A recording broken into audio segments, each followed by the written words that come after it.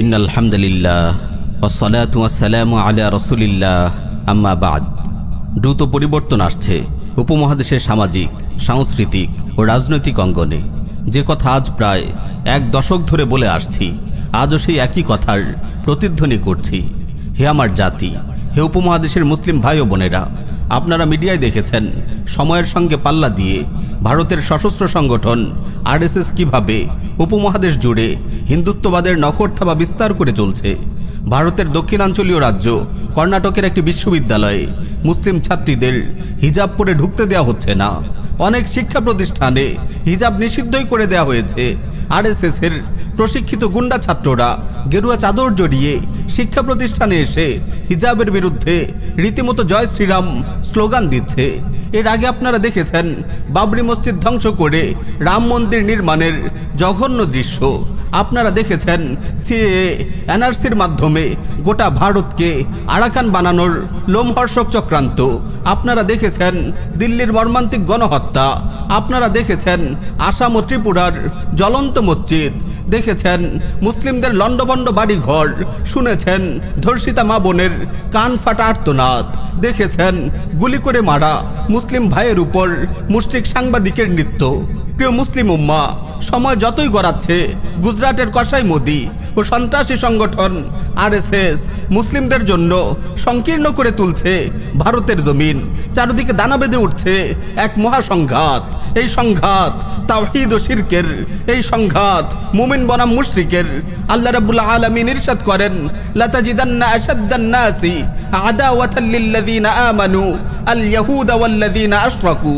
আপনি ইহুদি ও মুশরিকদের মুমিনদের কঠোর শত্রু হিসেবে পাবেন। চলমান ঘটনা প্রবাহের মাঝে কান পাতলেই আপনি শুনতে পাবেন এক রক্তলাল ভবিষ্যতের হিংস্র পদধ্বনি। আপনি শুনতে পাবেন এক মহাযুদ্ধের দামামা। রাসূলুল্লাহর ভাষায় এই মহাযুদ্ধের নাম গাজওয়াতুল হিন্দ। প্রিয় ভাই ও বোন, আপনারা দেখছেন মালওয়ান মুশরিক গোষ্ঠীর রাম রাজত্ব প্রতিষ্ঠার স্বপ্ন উপমহাদেশের মুসলিমদের অস্তিত্বের গোড়ায় কিভাবে আঘাত করে চলছে প্রতিনিয়ত। আপনারা আরও দেখছেন ক্ষমতায় টিকে থাকার লালসা চরিতার্থ করতে গিয়ে ক্ষমতাসীন সরকার দেশের স্বাধীনতা, সার্বভৌমত্বের সাথে এদেশের নিরীহ মুসলিমদের ভবিষ্যৎ কিভাবে পানির দরে বেচে দিয়েছে আগ্রাসী ভারতের কাছে। দেশের সরকার, প্রশাসন, বিচার বিভাগ, শিক্ষা ব্যবস্থা, অর্থ ব্যবস্থা সব কিছু আজ ব্রাহ্মণ্যবাদী শক্তির হাতে জিম্মি। দ্রুত তারা এদেশের মুসলিমদের উপর আগ্রাসন চালানোর ক্ষেত্র প্রস্তুত করছে। এই লক্ষ্যে সরকার ও প্রশাসনে চলছে ব্যাপক হিন্দুয়ানিকরণ। পিলখানা হত্যাকাণ্ডের মাধ্যমে তারা সেনাবাহিনীর নিয়ন্ত্রণ হাতে নিয়েছিল। এবার শক্তির কেন্দ্রগুলোতে ভারতের বেতনভুক্ত মির্জাফর দালালদের বসিয়ে নিষ্কণ্টক করা হচ্ছে হিন্দুত্ববাদী আগ্রাসনের পথ। এদিকে আন্তর্জাতিক কুফফার গোষ্ঠীর সরাসরি মদতপুষ্ট সন্ত্রাসী সংগঠন ইসকনের উগ্র আধিপত্য কালোথাবা বিস্তার করে চলছে দেশের সর্বত্র। মুসলিমদের মসজিদ মাদ্রাসা পর্যন্ত এদের নিয়ন্ত্রণের আওতায় চলে যাচ্ছে খুব দ্রুত। টেকনাফ থেকে তেতুলিয়া পর্যন্ত ষড়যন্ত্রের কুটিল জাল ছড়িয়ে দিয়েছে মুশরিকদের গোয়েন্দা সংস্থা র। সম্ভাবনাময় মুসলিম ব্যক্তিত্বগুলোকে নির্বিচারে গুম ও খুন করে নিঃশেষ করে দিচ্ছে মুসলিমদের অভ্যন্তরীণ প্রতিরোধ শক্তি।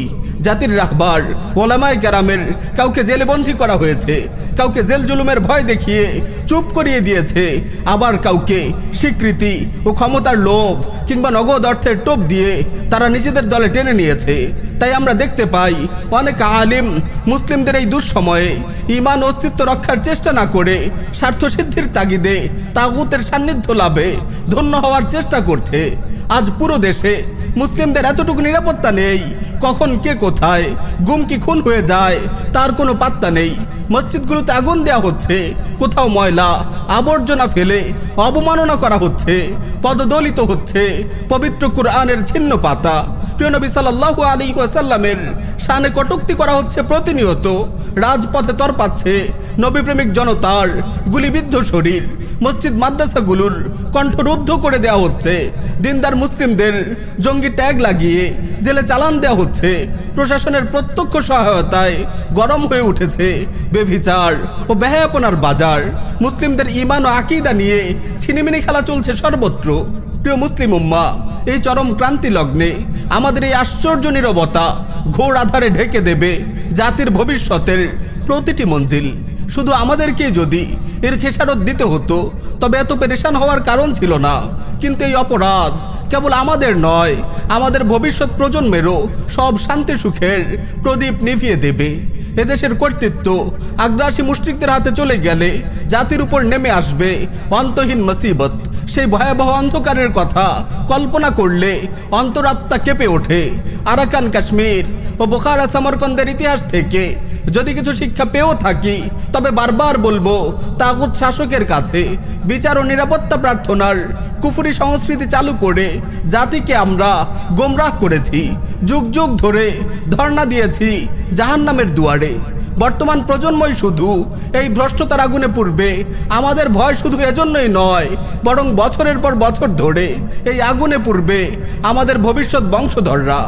জাতির রাহবার এ উলামায়ে কেরাম, সম্ভাবনাময় মুসলিম তারুণ্য যে বিপজ্জনক অপরাধে ঝাঁপিয়ে পড়েছে উপমহাদেশের মুসলিমরা, তাদেরকে ফেরানোর দায়িত্ব আপনাদের। তাদেরকে সতর্ক করার এবং ঘুম থেকে জাগিয়ে তোলার দায়িত্ব আপনাদের। এরপর অনুগ্রহ ও সম্ভাবনার সব দুয়ার বন্ধ হয়ে যাবে। আরাকানের পাশবিক নির্যাতন আর অমানবিক ধ্বংসলীলা আপনারা দেখেছেন কাশ্মীরের ভাইদের রক্তাক্ত মুখ, শুনেছেন সম্ভ্রমহারা বোনদের করুণ আহাজারি। সেই দিনের অপেক্ষায় কি আপনারা বসে থাকবেন? মুসলিমদের দিন ও দুনিয়া বিধ্বংসী আগ্রাসী শত্রুর বিরুদ্ধে এদাদ ও জিহাদ থেকে বিরত থাকা ভয়াবহ অপরাধ। তিক্ত হলেও সত্য, যুগ যুগ ধরে আমরা আলিম আওয়াম সবাই মিলে এই অপরাধ করে আসছি। আমরাই আল্লাহর রহমতের সব পথ বন্ধ করে দিয়েছি, গলা টিপে মারতে উদ্যত হয়েছি ভবিষ্যতের সব আশা আকাঙ্ক্ষার। মনে রাখবেন, আরাকানেও ছিল শত শত মাদ্রাসা, উঁচু মিনারওয়ালা মসজিদ, তাবলিগ জামাতের অবাধ পদচারণা আর বিশাল বিশাল সুবিখ্যাত দ্বীনি মারকাজ।